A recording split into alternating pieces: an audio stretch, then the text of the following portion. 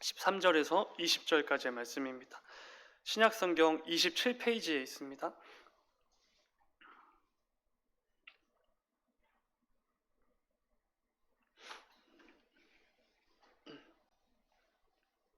네, 우리 한 절씩 교독하고 마지막은 함께 읽도록 하겠습니다. 예수께서 빌립보 가이사랴 지방에 이르러 제자들에게 물어 이르시되 사람들이 인자를 누구라 하느냐 이르되 더러는 세례 요한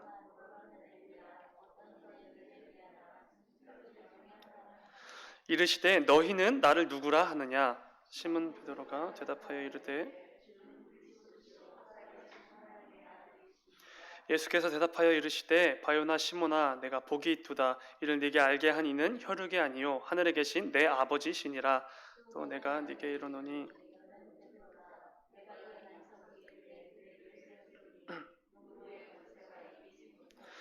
내가 천국 열쇠를 네게 주리니 네가 땅에서 무엇이든지 매면 하늘에서도 매일 것이요 네가 땅에서 무엇이든지 풀면 하늘에서도 풀리리라 하시고 다 함께 이에 제자들에게 경고하사 자기가 그리스도인 것을 아무에게도 이르지 말라 하시니라.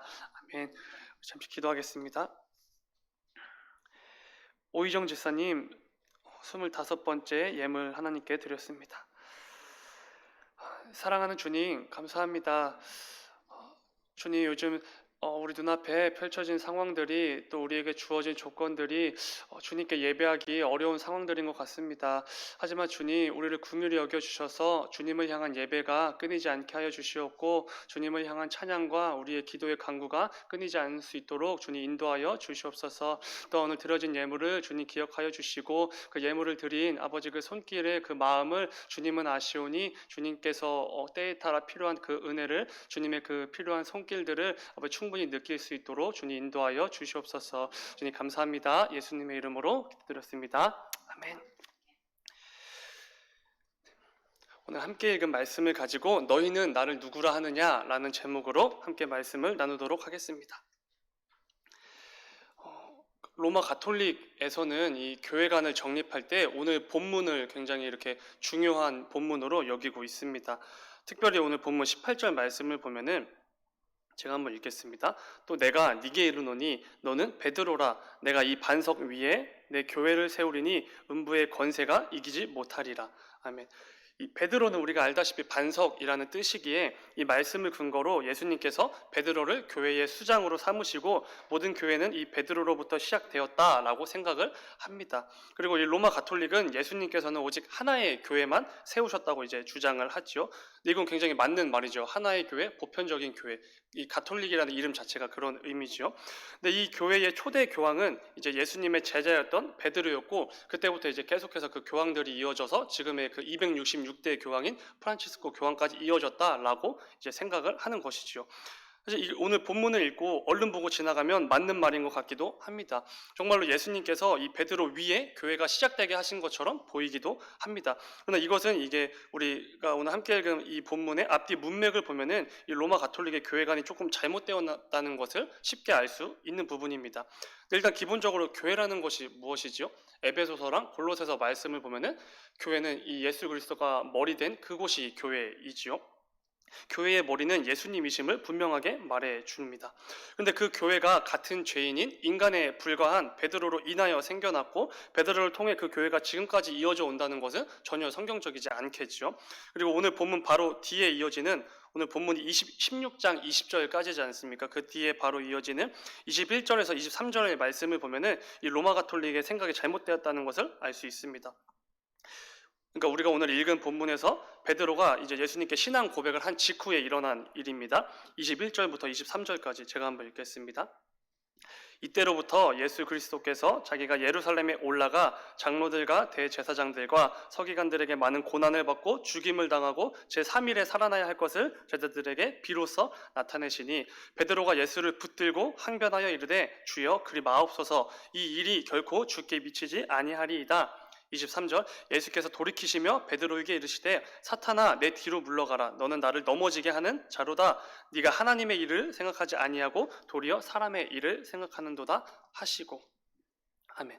오늘 본문 18절에서 예수님께서 이 반석 위에 내가 교회를 세우리라 라고 말씀하실 때 이 반석이 정말 그 베드로 자체를 의미하는 것이라면 바로 뒤에 이어지는 우리가 읽었던 이 23절 말씀이 해석하기가 조금 어렵지요.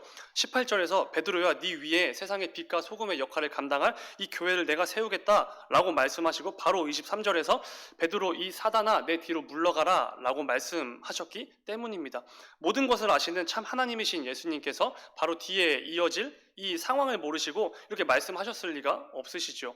만약 이 로마 가톨릭의 주장이 맞다면 예수님은 지금 사단 위에 교회를 세우시겠다고 말씀하신 것과 마찬가지이기 때문입니다. 그래서 이 문맥상 예수님께서 말씀하신 이 반석 위에 교회를 세우리라 해서 이 반석은 적어도 이 사단으로 불렸던 베드로는 아니겠죠. 베드로가 아니라 베드로가 했던 이 반석과도 같이 견고하고 튼튼한 그의 신앙 고백이라는 것이지요. 로마 가톨릭의 말처럼 예수님께서 베드로를 통해 교회를 세우신 것이 아니라 베드로가 했던 그 고백 위에 교회를 세우시겠다라는 말씀을 하신 것이지요. 정리하면 이 교회는 주는 그리스도시요 살아계신 하나님의 아들이십니다 라고 고백하는 사람들이 모이는 그곳이 교회가 되는 것이지요. 베드로나 다른 인간이 머리가 될 수 없는 그곳이 바로 교회인 것입니다. 그리고 그런 자들이 이런 고백을 하는 자들이 모여서 함께 예배할 때 그것을 교회라고 부를 수 있겠죠.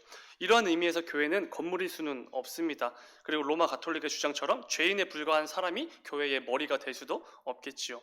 교회의 수장은 우리의 머리 대신 예수 그리스도이시고 이것을 인정하는 우리가 함께 모일 때 그것을 교회라고 부를 수 있는 것입니다. 오늘은 말씀을 통해 이 고백에 대해서 좀 나누어 보려고 합니다.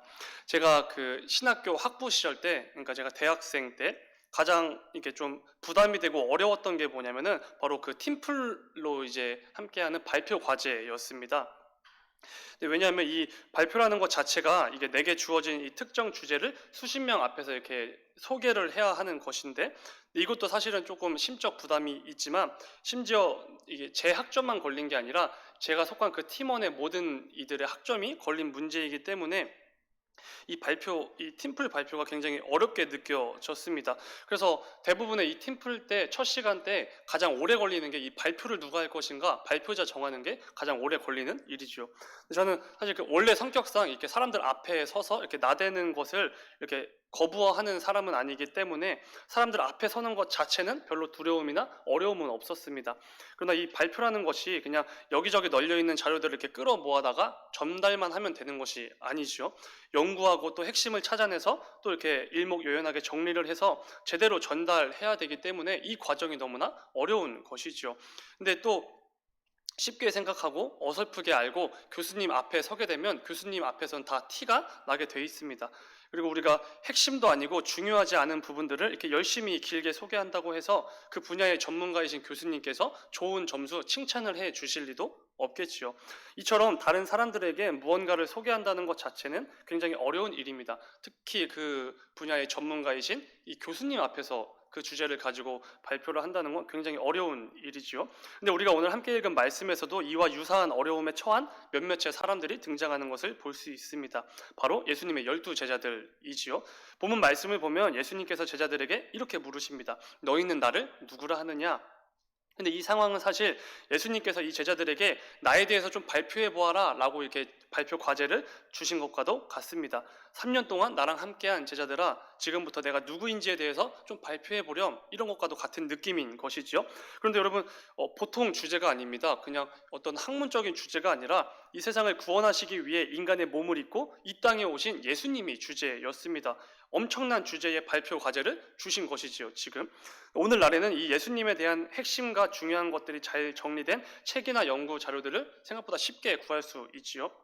아니면 교회에서 설교나 성경 공부를 통해 예수님에 대해 쉽게 알 수 있습니다. 이 정보들을 쉽게 획득할 수 있는 것이지요.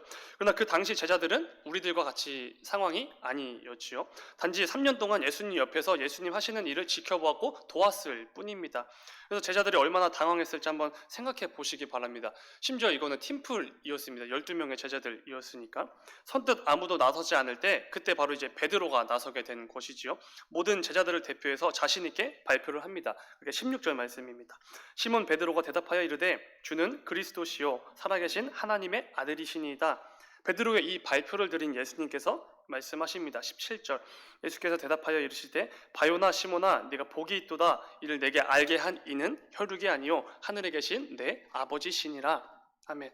예수님께서 베드로의 이 발표를 들으시고 엄청난 칭찬을 해주시는 것 같습니다. 아마 실제 대학 강의였다면 A+ 발표를 받은 것과 마찬가지입니다. 근데 그 이유는 이 예수님이라는 이 주제에 대한 핵심만 딱딱 뽑아내서 정리한 후에 예수님께서 원하시는 발표를 베드로가 했기 때문이었습니다. 중요한 것은 예수님께서는 오늘 이 말씀을 통해 제자들에게 물어보셨던 것처럼 저와 여러분에게도 물어보신다는 것이지요. 너는 나를 누구라 생각하느냐? 오늘 이 부분에 대해서 함께 묵상해 보려고 합니다. 오늘 말씀을 통해 우리는 그동안 나의 주님을 누구라고 생각했는지, 나아가 나도 베드로처럼 주님께 고백을 드릴 수 있는지 우리 각자의 삶을 점검해보는 귀한 시간이 되길 소망합니다. 우리가 오늘 본문을 묵상할 때 좀 먼저 알아야 할 부분이 있습니다. 그것은 현재 예수님과 제자들이 있는 장소에 관한 것입니다. 오늘 본문 13절입니다. 예수께서 빌립보 가이사랴 지방에 이르러 제자들에게 물어 이르시되 사람들이 인자를 누구라 하느냐. 아멘. 지금 예수님과 제자들이 있는 곳이 어디라고 하지요? 빌립보 가이사랴라는 지역이라고 합니다. 이 지역에 대해서 우리가 좀 알아야 할 필요가 있습니다. 이곳이 어떤 곳이냐면 당시 유대인들의 땅은 로마의 식민 통치 아래에 있었습니다. 그런데 이 로마는 자신들이 정복한 모든 유대의 땅들을 이렇게 직접 다스리지는 않았던 것 같습니다. 유대인들 중에서 가장 영향력 있거나 토착 세력들을 지역의 왕으로 임명해서 그 땅을 다스리게 했습니다. 이게 우리가 그 성경책에서 읽을 수 있는 분봉왕이라는 것이지요. 여기에는 여러 가지 이유가 있었는데 일단 로마는 너무나 많은 땅들을 소유하고 있었기 때문에 세부적으로 일일이 그 땅들 모두를 다스릴 수는 없었을 것입니다. 그리고 가장 대표적인 이유로 이 민족성이 강한 유대인들을 로마 황제가 직접 통치하게 되면 반란과 같은 크고 작은 트러블들이 분명히 있을 것이 뻔했기 때문에 이러한 것들을 막기 위해 선택한 것이 로마의 식민 통치 방법이 이것이었지요. 분봉왕. 그때 이 유대 땅을 기준으로 북쪽 지역들을 다스리던 왕이 있었는데 그 왕이 바로 헤롯 빌립이라는 왕입니다. 이 빌립이 로마 황제 카이사르를 높이기 위해서 자신이 통치하던 한 지역을 왕의 이름을 따서 가이사랴라고 짓게 됩니다. 그 요약지 상단의 지도를 잠시 봐주시기 바랍니다. 그 동그라미 두 개가 있죠. 왼쪽 하단에 가이사랴, 그리고 중간 상단에 가이사랴 빌립보. 네. 그런데 이미 이 사마리아 땅에는 로마 황제의 이름을 딴 가이사랴라는 지역이 이미 있었습니다. 그래서 이를 구분하기 위해 헷갈릴 수가 있으니까 자신의 이름을 더해서 만든 지역이 오늘 본문에 등장하는 빌립보 가이사랴라는 지역입니다. 그러니까 이 빌립보 가이사랴에서 빌립보는 헤롯 빌립의 이름이고 이 가이사랴는 로마 황제의 이름인 카이사르에서 따온 것이지요. 그런데 이 빌립보 가이사랴라는 지역이 보통 평범한 지역이 아니었습니다. 당시 로마인들에게 인기가 많았던 신 중에 하나가 판이라는 신인데 아마 한 번쯤은 보셨을 겁니다. 상체는 인간이고 하체는 짐승인 그런 판이라는 신인데 이 신은 자연의 신이었고 목축의 신이었다고 합니다. 그래서 굉장히 인기가 많았다고 합니다. 특히 로마 황제가 좋아했던 신으로 알려져 있습니다. 그래서 이 헤롯 빌립은 로마 황제를 위해 이곳에 판을 섬기는 거대한 신전을 짓게 됩니다. 이거는 이게 황제뿐만 아니라 동시에 로마인들도 좋아했겠지요. 헤롯 빌립은 로마 황제에게 잘 보이기 위해 그리고 자신을 왕으로 세워준 것에 감사하기 위해 이 판이라는 우상신을 섬기는 신전을 정말 멋있고 화려하고 크게 지어서 이 로마 황제에게 바친 것이지요. 그러면 이 신전을 어떻게 지었을까요? 이 일반인에게 주는 게 아니라 황제에게 바치는 것이기 때문에 무엇보다 화려하고 무엇보다 크게 웅장하게 지었을 것입니다. 하얀색 대리석으로 지어진 초호화 신전이었다고 합니다. 아마도 이 하나님이라는 유일신을 섬기던 유대인들은 이곳 앞에 서게 되면 어떤 왠지 모를 회의감과 패배감과 뭔가 초라함을 느꼈을지도 모릅니다. 근데 중요한 것은 그 화려한 로마 신전 앞에서 예수님께서 제자들에게 묻고 계신다는 것입니다. 너희는 나를 누구라 하느냐? 이런 상황에서 베드로처럼 예수님은 우리의 구원자이시고 살아계신 유일하신 참 하나님이신 그 하나님의 아들이십니다 라고 고백하는 건 결코 쉬운 일이 아니었습니다. 세상 모든 사람들을 구원하시고 유일하신 참 하나님이신 예수님이라고 하기엔 또 그의 제자들이라고 하기엔 현실은 너무나 초라했기 때문입니다. 반면에 이방인들이 섬기던 이 판이라는 우상신은 진짜 신도 아닌데 이 뒤에 보이는 저 화려하고 웅장한 하얀색 대리석의 거대한 신전을 가지고 있었는데 그리고 그 당시 최강대국이었던 로마 제국 이 섬기던 신인데, 이 로마 황제가 좋아하는 신인데, 그에 비해 이 예수님과 제자들에게는 정말 쥐뿔도 없어 보였습니다. 중요한 것은 예수님께서는 분명한 의도를 가지고 일부러 그 북쪽 끝에까지 가셔서 이 화려한 이방신의 신전이 있는 빌립보 가이사랴에서 제자들을 데리고 가셔서 그곳에서 물어보셨다는 것입니다. 너희는 나를 누구라 하느냐? 그 의도가 무엇일까요? 쉽게 알 수 있죠. 예수님의 이걸 좀 의도하신 것 같습니다. 예수님을 나의 구주로 살아계신 하나님의 아들로 고백할 수 없는 상황에서도 그 고백을 할 수 있는가? 이 제자들에게 그러한 의도를 가지고 물어보셨던 것이지요. 지금 제자들의 상황은 절대로 이 베드로와 같이 고백할 수 있는 상황이 아니었습니다. 눈앞에 보이는 초강대국인 로마 제국과 그들이 섬기는 그 우상의 화려한 신전이라는 현실을 보면 절대로 할 수가 없는 고백이지요. 살아계신 하나님의 아들. 근데 중요한 것은 베드로가 그 신앙 고백을 해낸다는 것이지요. 16절, 주는 그리스도시요 살아계신 하나님의 아들이시니이다. 이러한 고백을 한다는 것 자체도 사실은 어려운 것이지만 당시 베드로 눈앞에 펼쳐진 이 상황들로 인해 사실 이 고백은 말이 안 되는 것이었습니다. 그렇기에 예수님께서 베드로의 이 고백을 더욱 기뻐하시고 더욱 칭찬하셨겠지요. 중요한 것은 우리 역시 마찬가지라는 것입니다. 예수님께서도 오늘 우리에게도 동일하게 물어보십니다. 너는 나를 누구라 생각하느냐? 근데 문제는 우리에게도 이 베드로와 같이 크고 화려한 우상의 신전들이 눈앞에 펼쳐져 있다는 것입니다. 주님을 나의 구원자로 살아계신 하나님의 아들로 고백할 수 없게 하는 것들이 우리 눈앞에 너무나 넘쳐난다는 것이죠. 세상의 가치와 기준들, 아니면 시도 때도 없이 심지어 우리가 예배를 드리는 와중에도 우리에게 쉴 새 없이 이런 세상의 것들이 몰려올 때가 있습니다. 한번 생각을 해보았는데 그중 대표적인 게 돈이지 않을까 생각이 됩니다. 예수님께서 왜 부자들이 천국에 가는 것이 어렵다고, 거의 불가능에 가깝다고 말씀하셨겠습니까? 간단합니다. 이 돈은 우리가 예수님을 내 삶의 구원자로 고백하는 것을 정말 손쉽게도 막아버리기 때문입니다. 마치 이 돈이 우리 삶의 구원자인 것처럼 이게 보이는 것이지요. 예수님 없이는 살아도 돈 없이는 절대 못 살 것처럼 보이는 것이지요. 또한 예수님께서 모든 것의 주인이신 전능하신 살아계신 하나님이라는 이 고백을 정말 쉽게 이렇게 내려놓게 만들어 버립니다. 온 우주의 주권자이시고 내 삶의 주인이신 우리 주님을 별로 안 중요한 것처럼 여기게 하는 것이죠. 1순위가 아니라 0순위가 아니라 2순위나 3순위 아니면 10순위까지 밀어나게 하는 것입니다. 저는 이제 어렸을 때에 이런 기도를 많이 했었던 것 같습니다. 만약 제가 돈을 많이 벌게 되면 헌금 정말 많이 하겠습니다. 하나님 돈 좀 많아지게 해주세요. 돈을 좀 많이 벌게 해주세요. 그럼 헌금 더 많이 할게요. 이런 기도를 좀 자주 했던 것 같습니다. 그런데 제가 장교로 임관을 해서 태어나서 처음으로 제 통장에 돈이 쌓이기 시작했습니다. 그때 가장 먼저 드는 생각이 뭔지 아십니까? 야, 이렇게 하면 평생 먹고 살 수 있겠구나, 이 생각을 했습니다. 제가 하나님의 은혜로 하나님의 것을 이제 나에게 흘려보내 주신 것인데 그게 마치 내 것인 것처럼, 내가 잘해서 이렇게 벌게 된 것처럼, 야, 이제는 하나님 없이도 살 수 있겠구나 라는 이런 어리석은 생각을 한 것이죠. 근데 이 통장에 돈이 쌓여갈수록 제가 평생 해왔던 이 신앙 고백이 정말 한순간에 무너져 버렸습니다. 신앙 고백이 무너지자 당연히 제 신앙의 많은 것들이 무너졌겠지요. 일단은 예배를 제대로 드리지 않습니다. 이 근무를 핑계 삼아 주일 성수도 제대로 지키지 않은 것이지요. 그리고 다음으로는 하나님께 드릴 예물을 이렇게 떼먹기 시작합니다. 하나님의 것을. 이 돈이라는 우상 때문에 더 이상 하나님이 내 삶의 주인이 아닌 것이지요. 어쩌면 당연한 결과였지요. 이렇게 하나님 없이도 살 수 있는 것처럼 생각하는 것입니다. 그 당시 제 통장에 쌓였던 이 돈이 오늘 본문에서 예수님으로부터 너는 나를 누구라 생각하느냐 라고 질문을 받았던 그 제자들의 눈앞에 있었던 크고 화려한 로마 신전일 것입니다. 예수님께서 제 통장에 돈을 쌓아놓으시고 물어보신 것이지요. 쿠키야, 너는 나를 누구라고 생각하느냐? 부끄럽지만 그때에는 이 고백이 담긴 이 대답을 베드로처럼 하지 못했었습니다.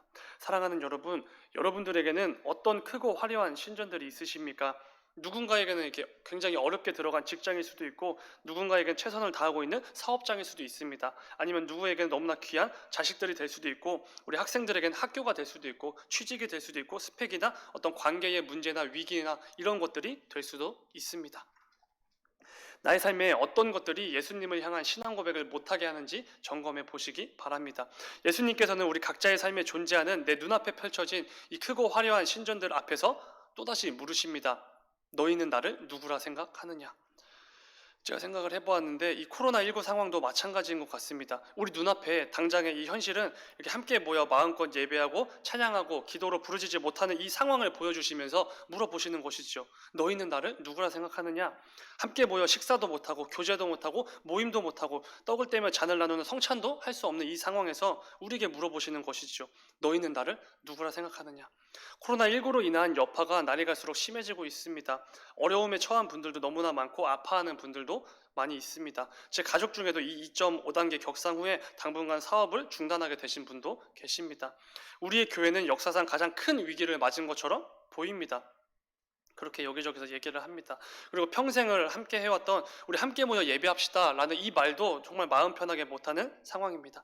하지만 반드시 기억하시기 바랍니다. 그리스도시요 살아계신 하나님의 아들이신 이 예수님께서 십자가에 자신을 내어주심으로 그 귀한 피값으로 세우신 이 교회는 고작 바이러스 때문에 이렇게 무너지라고, 이 바이러스 때문에 침체되라고 세우신 것이 결코 아니라는 것입니다.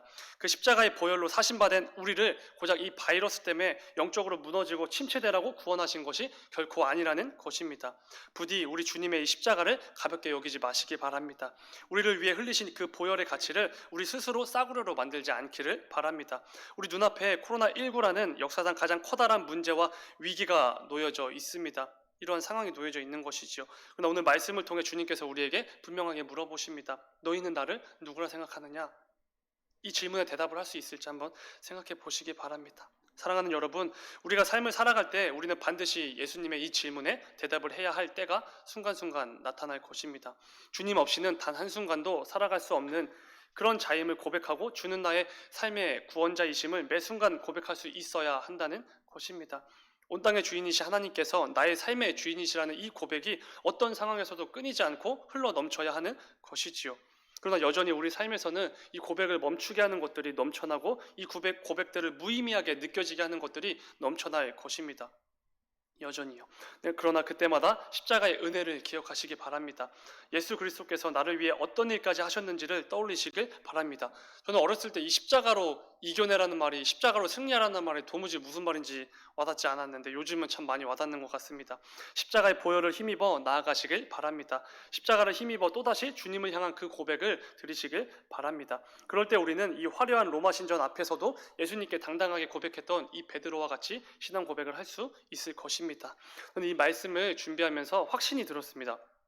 이 코로나19 상황이 전 세계를 위해 하루빨리 종식되어야 하는 건 당연히 맞지만 설령 하나님께서 그리하지 아니하실지라도 비록 조금 더디게 회복하실지라도 우리의 고백은 변함이 없어야 한다는 이 확신이 들었습니다. 사랑하는 여러분, 우리의 눈앞에 어떠한 상황이 펼쳐진다 하여도 하나님보다 커 보이는 문제나 위기가 너무나 많이 놓여 있다 하여도 주는 그리스도시요 살아계신 하나님의 아들이십니다 라는 주님을 향한 이 고백을 멈추지 않기를 소망합니다. 오늘 말씀을 잘 기억하시면서 오늘 하루도 앞으로 이어질 우리의 모든 삶에서도 상황이나 조건에 상관없이 변함없는 고백을 주님께 마음껏 드리는 저와 여러분이 되기를 간절히 소망합니다. 잠깐 기도하겠습니다. 사랑하는 주님, 감사합니다. 주님, 우리가 삶을 살아갈 때에 하나님을 이렇게 하나님으로 인정하지 않고 하나님을 우리의 삶의 주인으로 인정하지 않고 싶을 때가 너무나도 많습니다. 또 그렇게 여겨지게 하는 상황들도 너무나 많이 있습니다. 하지만 주님, 우리가 어떤 상황이든 어떤 조건이든 어떤 문제나 위기 앞에서든 이 고백을 멈추지 않을 수 있도록 주님 우리를 인도하여 주시옵소서. 우리는 여전히 부족하고 여전히 연약하여서 상황에 무너지고 또 조건들에 무너질 수도 있습니다. 주님, 우리의 그런 연약함들을 긍휼히 여겨주시고 주님을 향한 우리의 고백이, 우리의 찬양이, 우리의 기도가 끊이지 않을 수 있도록 주님 인도하여 주시옵소서. 주님 감사합니다. 예수님의 이름으로 기도드렸습니다. 아멘.